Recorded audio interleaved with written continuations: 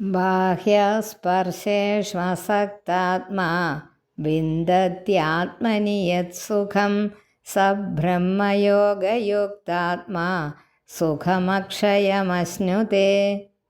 ബാഹ്യസ്പർശേഷു അസക്താത്മാ. അപ്പോൾ ഒന്നിച്ച് വായിച്ചാൽ മതി. ബാഹ്യസ്പർശേഷു അസക്താത്മാ വിന്ദത്യാത്മനി യത് സുഖം സ ബ്രഹ്മയോഗയുക്താത്മാ സുഖമക്ഷയമശ്നുതേ. യേഹി സംസ്പർശജാ ഭോഗാഃ. അവിടെ ഒരു വിസർഗമുണ്ട്.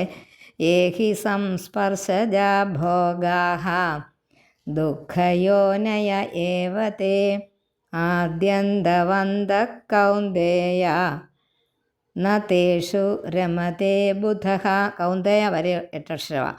ആദ്യന്തവന്തഃ കൗന്ദേയ ന തേഷു രമതേ ബുധഃ ശക്നോതി ഹൈവ യഃ സോഢും. പ്രാഗ് അവിടം വരെയാണ്. പ്രാഗ് ശരീര വിമോക്ഷണാത് കാമ ക്രോധോദ്ഭവം വേഗം. കാമ ക്രോധോദ്ഭവം വേഗം സയുക്ത സ സുഖീ നരഃ യോന്ത സുഖോന്തരാരാമഃ. അന്തരാരാമഃ അന്തര ആരാമഃ ഉള്ളിൽ അന്തര്യാമിയായിരിക്കുന്ന മനസ്സിൻ്റെ ഉള്ളിൽ രമിക്കുന്ന, നമ്മുടെ അന്തർഗതത്തിൽ സന്തോഷിക്കുന്ന, അന്തരാത്മാവിൽ എന്നൊക്കെ നമ്മൾ പറയില്ലേ, അതാ. യോന്ത സുഖോന്തരാരാമ രമിക്കുന്ന, സന്തോഷിക്കുന്ന എന്നൊക്കെ.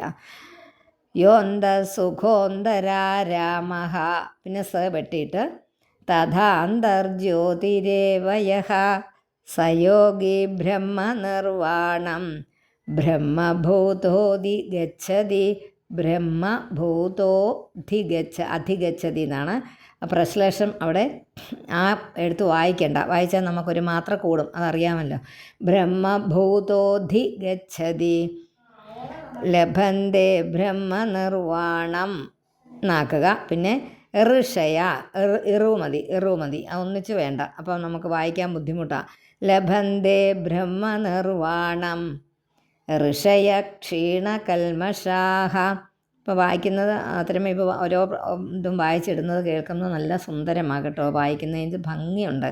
അതുകൊണ്ട് ഇതുപോലെ വായിച്ചാൽ നന്ദ. കാരണം ധൃതി പിടിച്ച് നമ്മൾ ഇതൊന്നും പറയാതെ ഇത് നിർത്താതെ നമ്മൾ എത്ര നേരം കൊണ്ട് വായിച്ച് തീർക്കണമെന്നൊന്നും ഭഗവാൻ പറയുന്നില്ല. നമ്മൾ കുറേശ്ശെ നല്ല നമ്മൾ ആസ്വദിച്ച് വായിക്കുക. അപ്പം ഇതുപോലെ വായിച്ചാൽ മതി. അപ്പം നമ്മൾക്ക് 8 അക്ഷരത്തിൻ്റെ അവിടെ വരണമെങ്കിൽ ഇട്ടോ.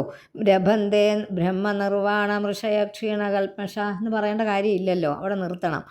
ലഭന്തേ ബ്രഹ്മനിർവാണം ഋഷയ ക്ഷീണകൽമഷാഃ ഛിന്നദ്വൈധ യതാത്മാനഃ സർവഭൂതഹിതേ രതാഃ. അവിടെ എല്ലാം വിസർഗം പറയണം. ഛിന്നദ്വൈധ യതാത്മാനഃ സർവഭൂതഹിതേ രതാഃ എന്ന് പറഞ്ഞാലും മതി. കഴിഞ്ഞ് മുഴുവൻ അങ്ങ് ഇല്ല, പകുതിയേ ഉള്ളൂ. പക്ഷേ അങ്ങനെ നമുക്ക് ഉച്ചരിക്കാൻ പ്രയാസമായതുകൊണ്ടാണ് ആ വിസർഗം അവിടെ അങ്ങ് പറയുന്നത്. അത് വടക്കേ ഇന്ത്യൻ സ്റ്റൈല് അങ്ങനെയാണ്. നമ്മുടെ കേരളത്തിൽ ഈ പറഞ്ഞ പോലെ നമ്മൾ തീയെ തൊട്ടച്ചിങ്ങെടുക്കുന്ന പോലെ സർവഭൂതഹിതേ രതാഃ അങ്ങനെയങ്ങ് പറയും. അത് പക്ഷേ നമ്മളിപ്പോൾ ചൊല്ലുന്നത് ഇതുപോലെ ചൊല്ലി പഠിച്ചോളൂ. കാമക്രോധവിയുക്താനാം യതീനാം യതചേതസാം അഭിതോ ബ്രഹ്മനിർവാണം വർത്തതേ വിദിതാത്മനാം. കാമക്രോധവിയുക്താനാം യതീനാം യതചേതസാം അഭിതോ ബ്രഹ്മനിർവാണം വർത്തതേ വിദിതാത്മനാം. സ്പർശാൻ കൃത്വാ ബഹിർബാഹ്യാൻ. ബാഹ്യാൻ നാക്കുക. സ്പർശാൻ കൃത്വാ ബഹിർബാഹ്യാൻ. പിന്നെ മതി. ചക്ഷുശ്ചൈവാന്തരേ ഭ്രുവോ. ഞാൻ പറയുന്നത് കേട്ടിട്ട് അതുപോലെ തന്നെ അതിനകത്ത് പെൻസിൽ വെച്ച് ഇന്നെന്ന് എഴുതണം, ബാഹ്യാൻ എന്ന് എഴുതണം. പിന്നെ ഇശ്ചായ അങ്ങ് വെട്ടിയിട്ട് ഇശ്ചായും പൂജ്യവും അങ്ങ് വെട്ടുക. എന്നിട്ട് ഇന്നെന്നും ചായ് എന്നും എഴുതുക.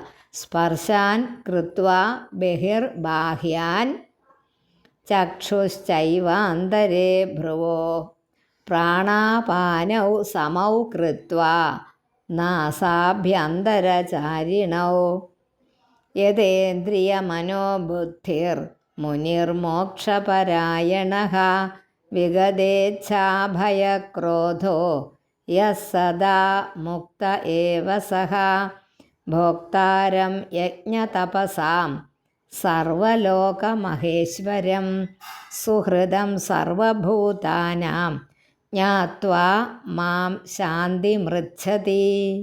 ഓം തത് സത്.